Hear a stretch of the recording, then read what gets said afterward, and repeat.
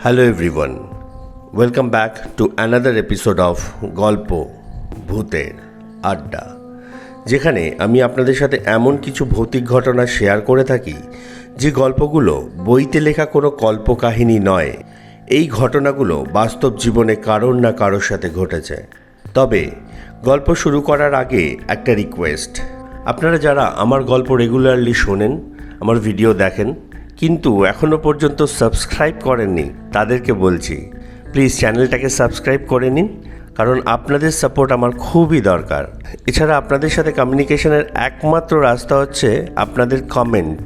গল্প কেমন লাগছে বা কোনো কিছু ইমপ্রুভমেন্ট করতে হবে কি না, যে কোনো সাজেশন আপনারা আমাকে কমেন্টে জানান, তাহলেই তো আমি আপনাদের মনের মতো ভিডিও বানাতে পারবো। আর যদি আপনারাও আপনাদের জীবনের কোনো সত্যি ভৌতিক ঘটনা শেয়ার করতে চান, তাহলে অবশ্যই ডেসক্রিপশানে দেওয়া মেল আইডিতে গল্প লিখে পাঠাতে পারেন। আমি সেই গল্পগুলোকে আমার চ্যানেলে শেয়ার করব। তবে গল্প শুরু করার আগে এটা বলে রাখা দরকার, যেহেতু এই ঘটনাগুলোর কোনো সত্যতা যাচাই করা সম্ভব নয় এবং আমিও আমার চ্যানেলে কোনো রকম অন্ধবিশ্বাস এবং অলৌকিক ঘটনাকে প্রমোট করি না, তাই আশা করব আপনারাও এই গল্পগুলোকে শুধুমাত্র এন্টারটেনমেন্টের বিষয়বস্তু হিসেবে গ্রহণ করবেন এবং এর গা ছমছমে ব্যাপারটাকে উপভোগ করবেন। So without any further delay, let's jump into today's story.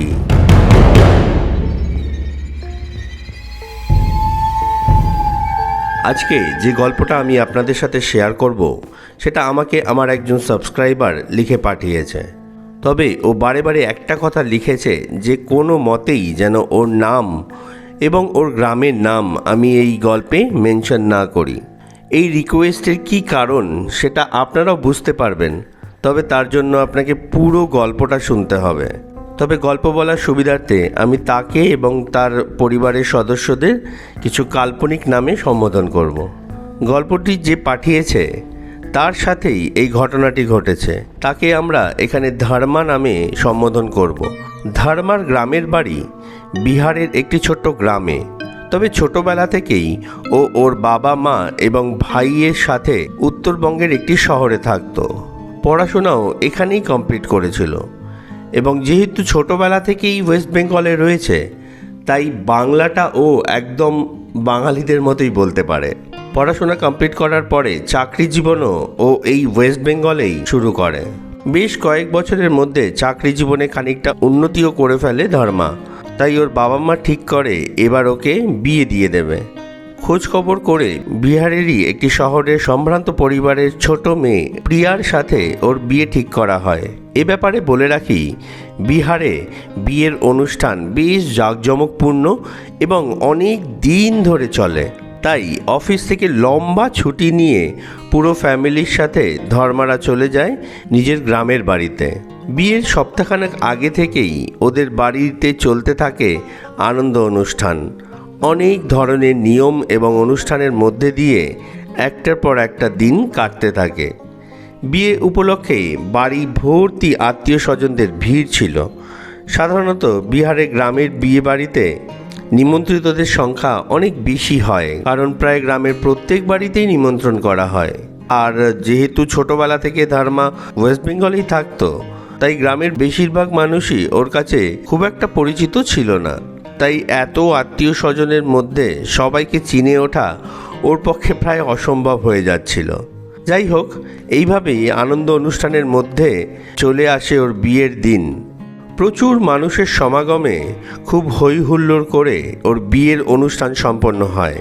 রিসেপশনের দিনেও বেশ জাঁকজমকভাবেই পুরো অনুষ্ঠান জমে ওঠে। গ্রামের প্রচুর মানুষ এবং ওদের আত্মীয় স্বজনরা এই অনুষ্ঠানে যোগদান করে এবং নতুন দম্পতিকে মন ভরে আশীর্বাদ করে। বিয়ের পরদিন থেকে গ্রামের বিভিন্ন বাড়ি থেকে অনেকেই, বিশেষত মহিলারা, নতুন বউকে দেখতে আসে। যারা আসে তারা নতুন বউকে দেখে মন ভরে আশীর্বাদ করে এবং ছোটোখাটো গিফট অথবা সামান্য টাকা উপহার হিসাবে দেয়। তবে যেহেতু নতুন বউ, তাই বাইরের কারো সামনে ওকে একা একা দেখা করতে দেওয়া হয় না। কেউ এলে সাধারণত শাশুড়ি অথবা বাড়ির অন্য কোনো গুরুজন মহিলা অবশ্যই তার সাথে থাকে।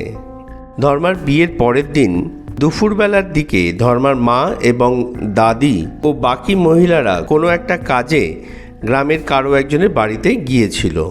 সেই সময় বাড়িতে ধর্মার নতুন বউ প্রিয়া এবং ধর্মার ভাই ছিল। এমন সময় বাইরে ওদের গ্রামেরই একজন মহিলা, যাকে ওরা চাচি বলে ডাকে, তিনি আসেন নতুন বউকে দেখার জন্য। বাড়ির বাইরে বারান্দায় ধর্মার ভাই বসে মোবাইল দেখছিল। ওই মহিলাকে আসতে দেখে ঘরের বারান্দায় ওনাকে বসতে বলে।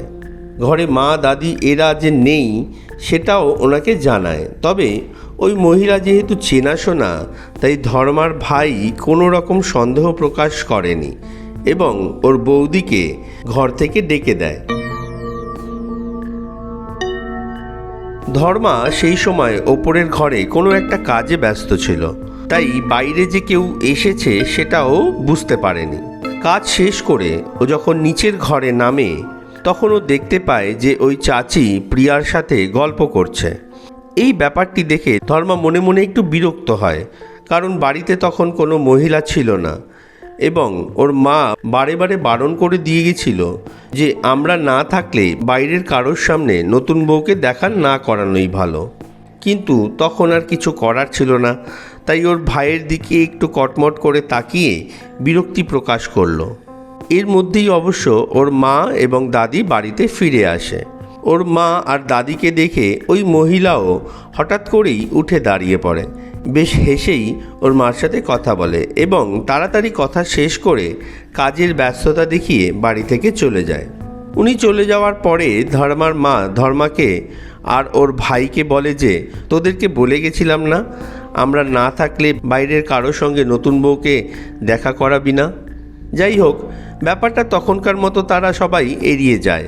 কিন্তু সমস্যা শুরু হয় 1 ঘন্টার মধ্যেই। হঠাৎ করে সুস্থ স্বাভাবিক প্রিয়া খানিকটা অসুস্থতা অনুভব করতে থাকে। ওর গা হাত পা কেমন যেন গুলিয়ে ওঠে এবং বমি করতে শুরু করে। প্রথমে ধর্মা ভেবেছিল বেশ কয়েকদিনের ধকল গেছে, তাই শরীরটা এরকম একটু খারাপ লাগছে। চোখে মুখে জল দিয়ে ওকে একটু রেস্ট নিতে বলে। কিন্তু যত সময় পেরোতে লাগলো, প্রিয়ার শরীরের অবস্থা ততটাই খারাপ হতে লাগলো।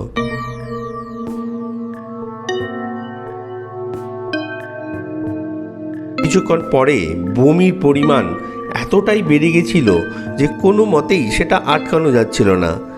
ধীরে ধীরে ওর হাত পা কেমন যেন আড়ষ্ট হয়ে আসছিল। লক্ষণ দেখে ধর্মা খানিকটা সন্দেহ হয়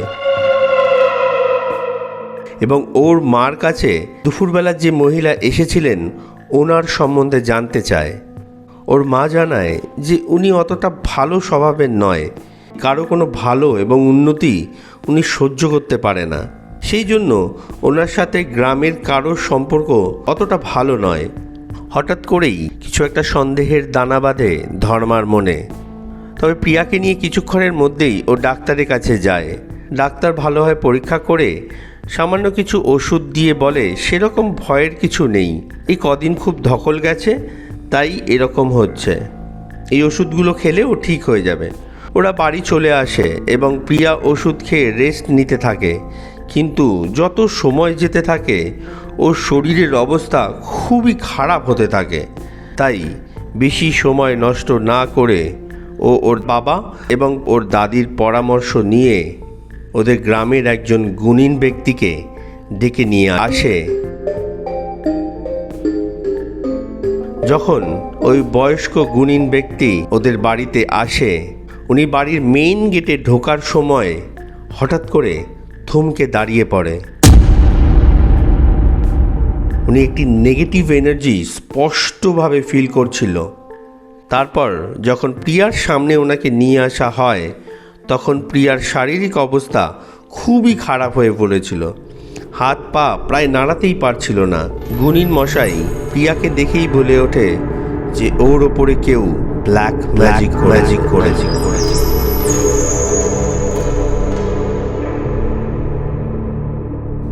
এই কথাটা শুনে ধর্মা ওর মার দিকে তাকায়। ওর মাও ধীর ধীর গলায় ওই গুণিন বাবার কাছে জানতে চায় যে কে করেছে এই ব্ল্যাক ম্যাজিক, কিন্তু গুণিন বাবা জানায় সে এটা বলতে পারবে না, কারণ এই কথাটা জানানোর নিয়ম নেই। তবে যদি আপনাদের কোনো সন্দেহ থাকে তাহলে সেটা আমাকে বলতে পারেন। তবে ধর্মারা অবশ্যই বুঝতে পেরেছিল এই কাজটি কার। ও পুরো ঘটনাটাই ওই গুণিন বাবাকে খুলে বলে। সমস্ত কথা শুনে গুণিন বাবা আর সময় নষ্ট না করে তার বাঁ হাতের বুড়ো আঙ্গুল দিয়ে প্রিয়ার কপালে স্পর্শ করে এবং বেশ কিছুক্ষণ চোখ বন্ধ করে কিছু মন্ত্র উচ্চারণ করে। তারপরে উনি সকলকে জানায় যে এই ব্ল্যাক ম্যাজিক যে করেছে সে কোনো একটা অপবিত্র আত্মাকে এই বাড়ির সীমানায় প্রতিস্থাপন করে গেছে এবং সেই আত্মাটাই প্রিয়ার ওপরে তার প্রভাব ফেলেছে। ধর্মার বাবা মা এবং বাড়ির সকলেই চিন্তিত হয়ে পড়ে গুণিন বাবার কাছে জানতে চায় এর প্রতিকার কি আছে। গুণিন বাবা জানায় এর জন্য আমাকে এই মুহূর্তে একটা সাধনা করতে হবে।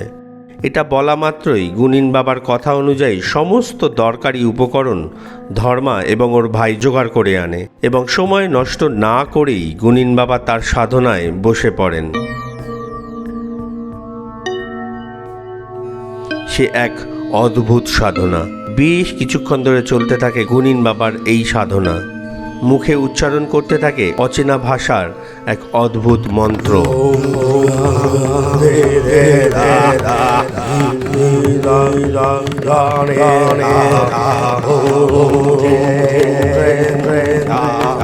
এবং ধীরে ধীরে তার চোখ, মুখ এবং গলার আওয়াজ কেমন যেন পাল্টাতে শুরু করে এবং ভয়ঙ্কর এক কান্নায় উনি কারোর সাথে কথা বলতে থাকেন।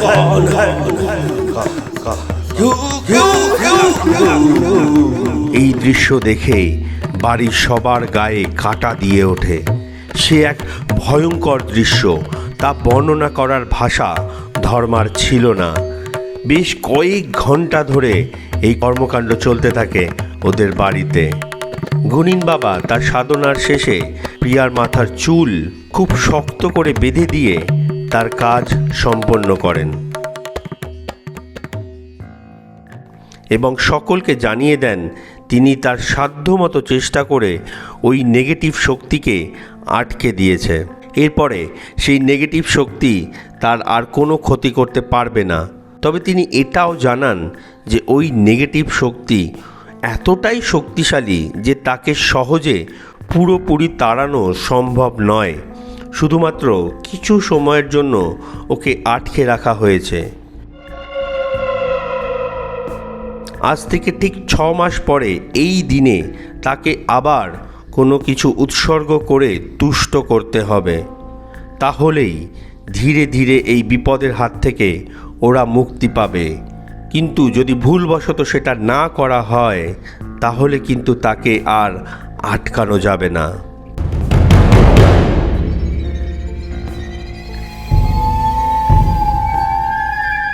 এরপরে সবাইকে সব কিছু বুঝিয়ে দিয়ে গুণিন বাবা ধর্মাদের বাড়ি থেকে চলে যান এবং অদ্ভুতভাবেই মাত্র আধ ঘন্টার মধ্যে প্রিয়া একদম সুস্থ হয়ে ওঠে, যেন ওর কিছু হয়ইনি।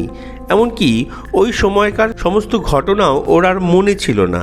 অজানা বিপদের হাত থেকে অবশেষে মুক্তি পেয়ে ধর্মার বাড়ির সবাই এবার স্বস্তির নিঃশ্বাস ছাড়ে। ধর্মার কথা অনুযায়ী এই ঘটনাটা আজ থেকে মাত্র 2 মাস আগেই ঘটেছে এবং বর্তমানে পরিবারের সবাই মিলে আবার উত্তরবঙ্গে ওই শহরে ফেরত চলে আসে এবং এই মুহূর্তে ওরা ওদের নর্মাল লাইফে ব্যস্ত আছে। যে মহিলাকে ওরা সন্দেহ করেছিল তার সাথে আর কোনো যোগাযোগ ওরা রাখেনি। তবে এই ঘটনাটা ওরা ওদের বাড়ির মধ্যেই সীমাবদ্ধ রেখেছিল, গ্রামের কাউকে ওরা জানায়নি। তাই এই মুহূর্তে ধর্মা ও প্রিয়া তাদের নতুন বিবাহিত জীবন নর্মালভাবেই অতিবাহিত করছে এবং ভগবানের কাছে প্রার্থনা করছে যাতে এই বিপদের হাত থেকে ওরা খুব তাড়াতাড়ি মুক্তি পায়। আশা করি আজকের গল্পটা আপনাদের ভালো লেগেছে। যদি ভালো লেগে থাকে তাহলে অবশ্যই লাইক করবেন, কমেন্ট করে জানাবেন কেমন লাগলো। আর যদি চ্যানেলে নতুন হয়ে থাকেন তাহলে সাবস্ক্রাইব করে পাশে থাকবেন, কারণ আপনাদের সাপোর্ট আমার খুব প্রয়োজন। আর যদি আপনারাও আপনাদের জীবনের সত্যি কোনো ভৌতিক ঘটনা আমার সাথে শেয়ার করতে চান তাহলে ডেসক্রিপশানে দেওয়া মেইল আইডিতে গল্প লিখে পাঠাতে পারেন। তাহলে আজকে এই পর্যন্তই। ভালো থাকবেন, সুস্থ থাকবেন। ধন্যবাদ।